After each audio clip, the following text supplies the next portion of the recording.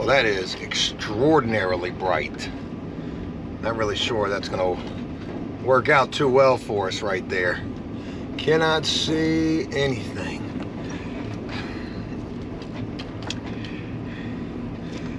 Hey there, good morning. Monday morning as I begin this up in the van, 7:30 in the morning, and getting the show on the road and bringing you guys along for the ride. I'm gonna try to make this week a chipper, cheerful, optimistic, positive, productive, good week. I'm filming on the GoPro and I've changed some settings on this thing. I'm filming it in 4K, 24 frames per second. And I've tried to adjust this to be best suited for low light conditions because up inside of units, we definitely have low light. So I don't know what it's gonna look like right now with the sun glaring in from the side. It's probably not gonna look that great, but I wanna start this off today with a story. It was actually on my mind this morning as I was using the bathroom. And the story is about the toilet paper holder in my downstairs bathroom. Now you're probably thinking to yourself, Joe, how are you gonna tell a story about the toilet paper holder in your downstairs bathroom and that gonna be something and that is going to be something interesting that people want to hear about? Well, I truly feel like it is an interesting story and hopefully you do want to hear about it. The toilet paper holder in my downstairs bathroom no longer exists. It hasn't existed for about, I don't know, about 3 months, somewhere around there. And it's probably been about that amount of time, maybe a little bit less, since I've had an incident like this take place. Now, the incident that I'm getting ready to share with you is something that has happened to me a handful of times. And it's also something that has scared the shit out of me as well.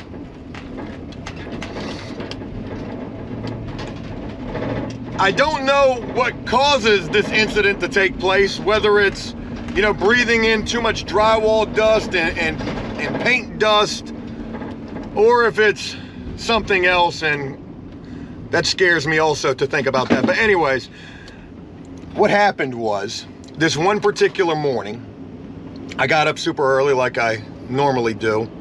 I was downstairs in the bathroom, at the mirror, at the sink, doing something. I can't even remember what I was doing. And then all of a sudden I got into this coughing fit. Now, when I get into these coughing fits, it's almost like I know it's about to happen. It's this real dry cough, and it's just a coughing fit. So I get into one of these coughing fits, and then the next thing I know, I'm waking up on my bathroom floor, halfway in my downstairs bathroom, halfway out of my downstairs bathroom, and I was woken up to my dogs barking at me, or barking at the situation, you know, whatever the situation was. I guess it was the noise. I wake up on the floor, halfway in the bathroom, halfway out of the bathroom, dogs barking, and I got no idea where I'm at. My head is ringing, and within a couple of minutes or seconds, maybe like 30 seconds, it probably takes me to realize that I passed out from this coughing fit. And I'm trying to get my bearings together, and then all of a sudden I realized that my back is killing me. Up near my shoulder is killing me. I don't know what's going on. And I look, and the toilet paper holder is knocked off of the wall. And I'm bleeding. I don't want to say bad, but I'm bleeding pretty decently. And it hurts like shit. So I'm assuming that what happened is that I got into this coughing fit. I passed out. I crashed backwards into the toilet paper holder and then slumped over into the hallway. I thought that was it for me. And it took me a long time to recover from that, hitting the toilet paper holder. That shit hurt like hell. That was an injury. Like I was bleeding like all damn day through my shirt and everything like that. I had to go to work that day. And then it was like the worst damn pain, you know, for the next couple of days after that. I share that story with you because, you know, during my hiatus from not filming, I found myself getting sick, you know, somewhat regularly with like either a bad fever or a really bad cold or food poisoning. Like I had like 3 different instances of getting sick, all basically back to back. At first it was a fever, then it was a really bad cold, and then it was food poisoning and the fever all over again. And it was during all of that that these coughing fits were also taking place as well. I could be laying in the bed and then just have these coughing fits and wake up in the bed and not even know where I'm at, and it would take me a couple of seconds to figure out what the hell was going on. Probably an underlying condition, like who the hell knows? I'm always thinking worst case scenario in relation to things like that. But I ended up going to the doctor recently, within the last 2 months, and I was explaining to them this situation of me coughing to the point that I pass out, and they actually told me that it's somewhat of a common thing, like, I can't remember what they had called it, cough-copia or something like that. He showed it to me, he Googled it right there, and it was, you know, what was going on with me. So he tried to alleviate some of my worry in relation to it, and it hasn't happened to me in a while. And again, I don't know what it comes from, whether it's from breathing in all the wrong stuff. You know, I do wear a respirator, but for a long time I didn't. Who the hell knows? I watched those commercials about people who worked in the shipyard and have mesothelioma from working around asbestos. And I just wonder, you know, if I make it to 50 or 60 years old, hopefully I do. You know, I wonder what kind of shit I'm gonna end up with from all of this. God only knows. Anyways, just wanted to share that little story with you guys. I had been meaning to tell you all about that. It had been a while, like I said, since the last time that that's happened, and, you know, God forbid that it happens again, because it's a scary situation. But I'm on my way to one of a few different properties we got to go to. We got a few different things going on. 2 units to get painted at one property, potentially another unit to get painted at another property. We got to go look at a subfloor repair. Don't know shit in relation to that. And there's also a door frame that's all out of whack that they want us to try to look at and address at another property. And also the potential of another new guy, maybe today. He's at least going to come out and meet with me and see if maybe this will be something that he's interested in. But I'll share more on that when I get where I'm going. Let me focus on the road, and I will talk with y'all in just a bit.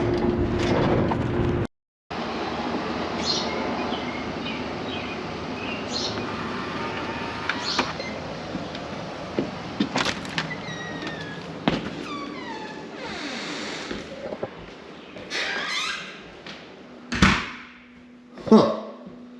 Well, it is dark in here. Any light? Any light at all? Oh, it's dark. Dark, dark. Well, glad I adjusted those GoPro settings for the low light. I'm sure it's not doing much for how dark it is in here. But, hey there. Let me try to get some light going. There we go.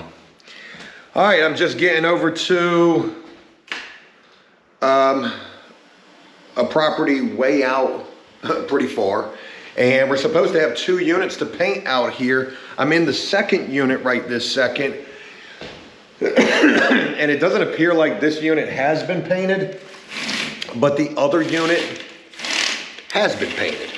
How about that?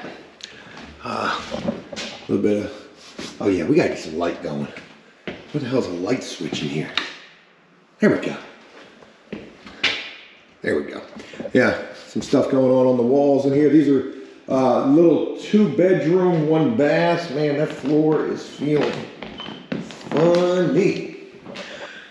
But when I tell you that this was a ride to get out here, holy shit. I sat in 31 minutes of traffic just to get out here and walk into a unit that's already been painted, and I was not happy about that. I don't want to sound like Negative Nancy or anything like that. Very grateful for the work that we have, and we need all the work that we can get at this point. But, you know, when we're already coming so far out of our way to get out here, and we're supposed to have 2 units going, and now it looks like we only have 1 unit. Well, shit, I guess I ought to be happy that we at least got 1 unit. But this is, you know, going to be an easy unit. So look, the price out here on this is probably going to be about $400 to paint this. We don't know anything in relation to whether or not they even have paint, who has paint, what the paint colors are. In this unit, it looks like the walls are, you know, maybe white. Looks like the whole unit is white. But the other unit, it's not white. We're going to walk over there real quick. That one's a little brighter.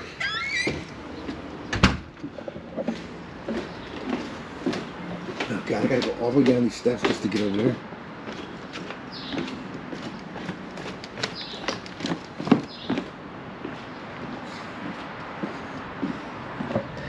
I can imagine with these settings on this is looking pretty blown out.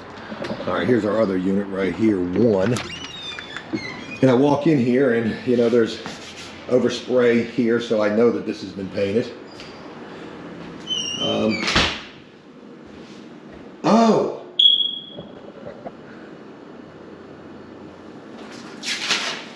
And I also see who did the painting out here. I've got the painting checklist. This is my biggest competitor who is actually doing this property out here, and I'm not surprised. They do everything. So,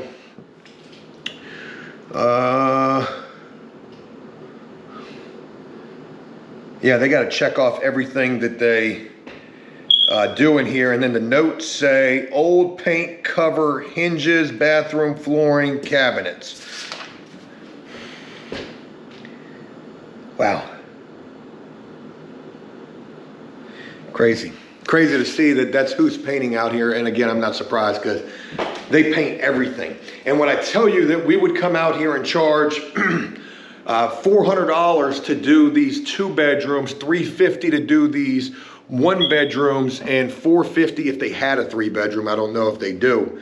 That company right there is doing it for even cheaper. They're probably doing it for $300 no matter what the unit size is, and they're probably paying their painter $150 to come in here and blast this out. And to be honest, this isn't even bad. I've seen work that this company has done that is just trash, and this isn't bad at all. It looks like they used just semi-gloss all through here. I read comments that said semi-gloss on the walls. Ugh. Hey, some of these lower end properties, that's what they want. We've gone into units where it's literally been semi-gloss on the ceilings, walls, doors, trim, casings, baseboards, everything. Not just your wet areas. Yeah, they did pretty good. Well, they probably didn't even spray the ceiling, so ain't even no need for no overspray up there. Probably didn't even address the crown, and why would they? Because you get what you pay for. If you're only going to pay $250 or $300 to get these units painted, you're not getting very much for that price. I bet you they didn't even drop this carpet. I bet you they did. I bet you they just came in here and blasted this. Obviously, they had to drop out here, but this is a company that would come in here and do these things for dirt cheap, and that's why they've got all of the work. I'm actually looking for issues in here, and I don't see any. They painted the doors. They did what they were supposed to do in here. Other comments that I had read, people had said, you know, let's go back to the father and son unit for a moment, where I was talking about we were charging $500 and it ended up being $1,000 with paint cost and the repair work. Well, you know, I read comments where people were like, God, can you put a battery in that damn? Oh, it won't stay shut. That's interesting.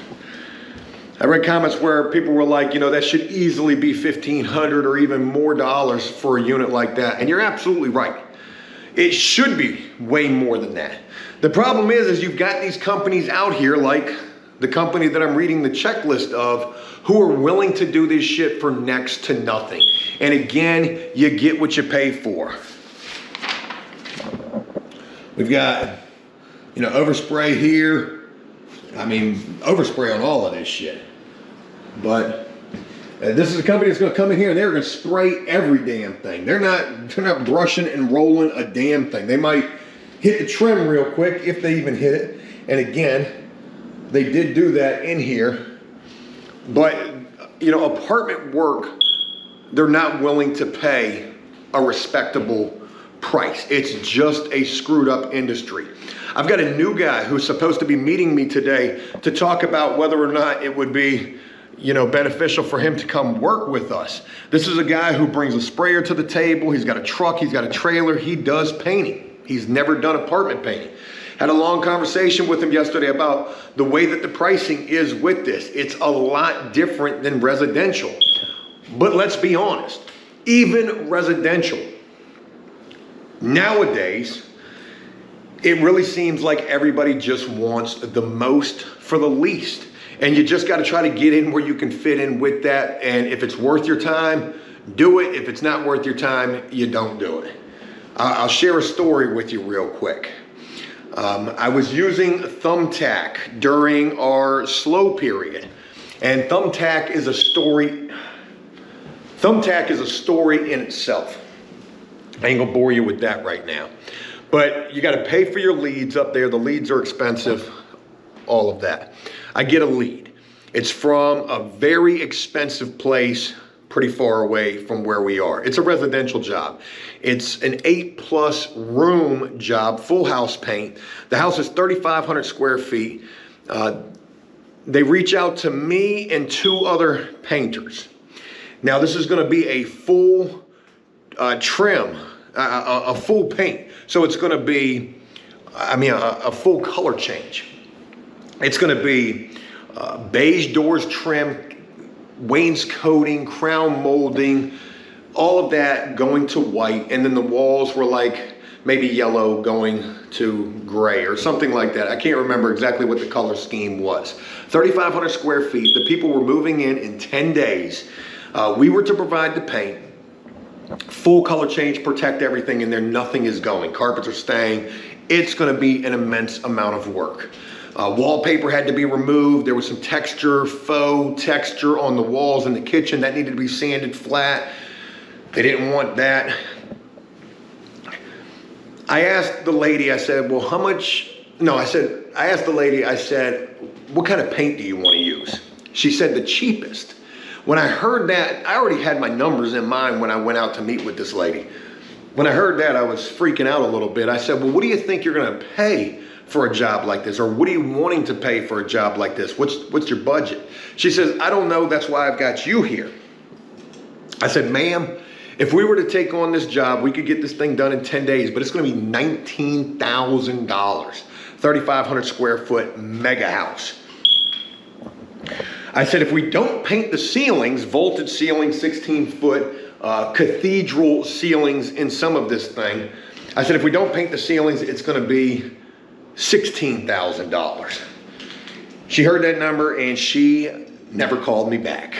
So, though apartment painting and apartment work is some of the lowest paying work that there is, across the board, when it comes to painting especially, repair work, drywall, things like that, man, the numbers are fucked up in this. They really are. I read comments where people were like, painting and drywall work are the lowest entry and hardest to succeed in because everybody's doing it or everybody thinks that they can do it.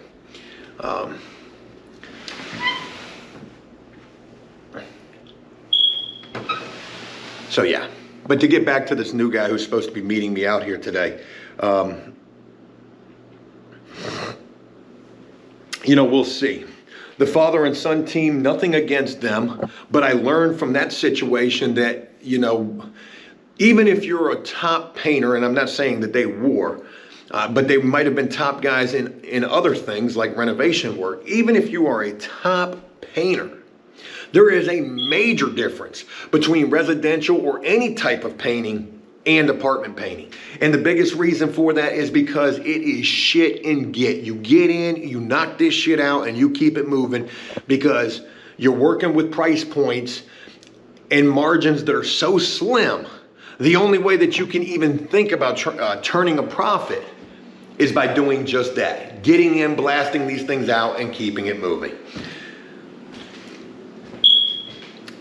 So again, potential new guy getting ready to come meet with me out here in a little bit. We'll see how that goes. And again, we were supposed to have 2 units going here, and it appears that we've only got 1. Interesting to see who the other painter is, who did this unit. And no idea where today's gonna take us. Hopefully it's gonna be a good one. We don't really got a lot on the schedule for this week. Hoping to pick up some work and keep it moving so that we can stay busy. But we're over here. I need to make some phone calls, figure out what's going on, and I'll share more in just a little bit.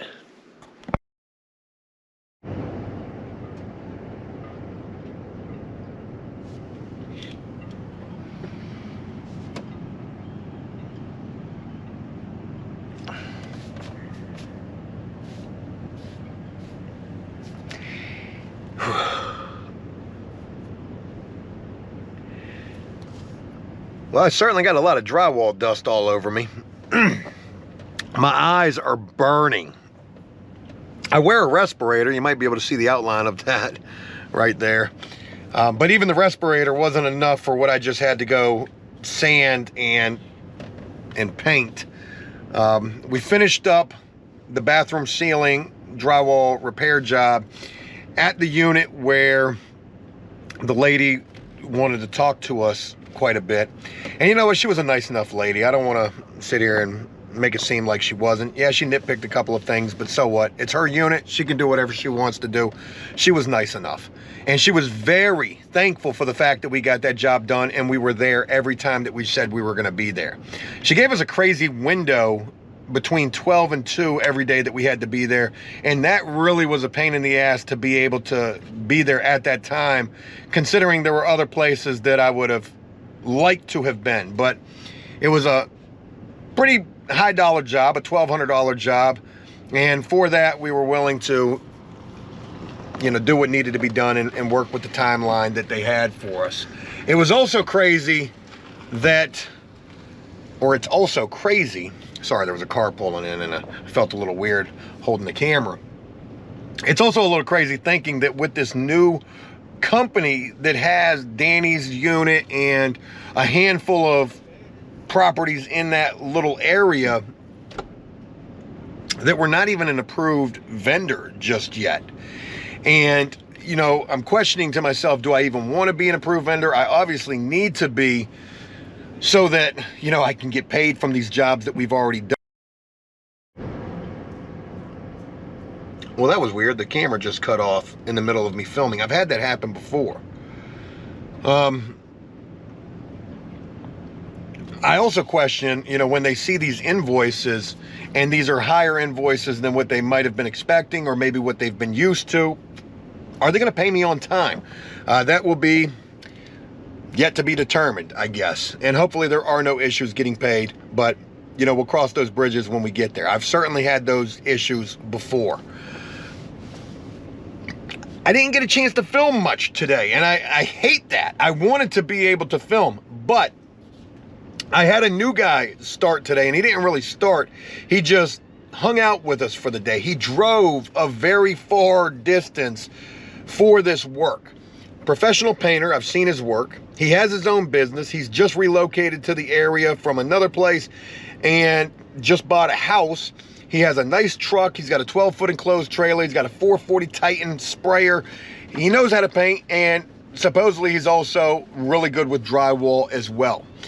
Having this guy hang out with us for the day and, you know, gave me the ability to show him some of what we've got going on, gave me an opportunity to get a good sense of this guy. And I get a really good sense of this guy. I get a really good sense that this guy can be a top guy. And with so many guys in the past, I've always hoped that they could be a top guy or wanted them to be a top guy.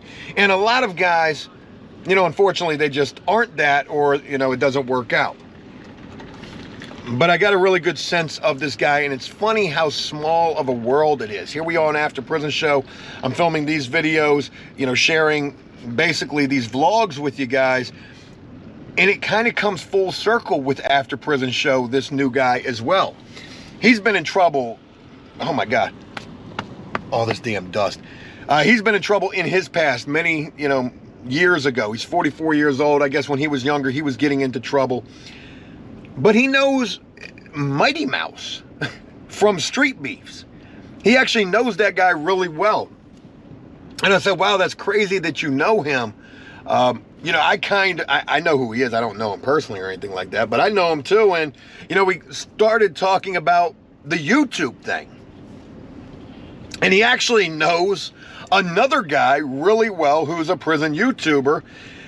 And I think it's the guy that does Let's Live Life, the guy Jay from that channel. He actually grew up with that guy, funny enough. So it's kind of crazy how small of a world it is and how full circle things come here on After Prison Show. I didn't really tell him anything about After Prison Show or the fact that, you know, I do YouTube and all of that. But, you know, maybe in due time I will. I'm really looking forward to getting the opportunity to work with this guy. He actually starts with us tomorrow. Actually, he started with me a little bit today. He helped me with that drywall ceiling job that we just wrapped up. In other news, we had 2 units to get painted today. Supposed to have been 3. You saw that the my competition had painted the other unit, and I guess, you know, they were the painters that they were using at that property and at those properties probably for a pretty long time. They're definitely the cheapest. So we did 2 units. We did that drywall repair. We picked up some additional work for tomorrow, and that's about it. Nothing too exciting to share with you guys. I like this new guy. Hopefully that's going to work out. I've got all of my guys working, and with the potential of this guy, maybe we can do even more work. But only time will tell. I won't count my eggs before they hatch. I said ducks. And we'll see. So I want to thank y'all for allowing me to share. The damn GoPro cut off again. I don't know what's going on with this thing, but that's going to be something I need to watch. I want to thank you guys for allowing me to share. Hope you enjoyed this. Let me know what you guys think, and I'm going to look forward to sharing more with you real soon. Until then, take care.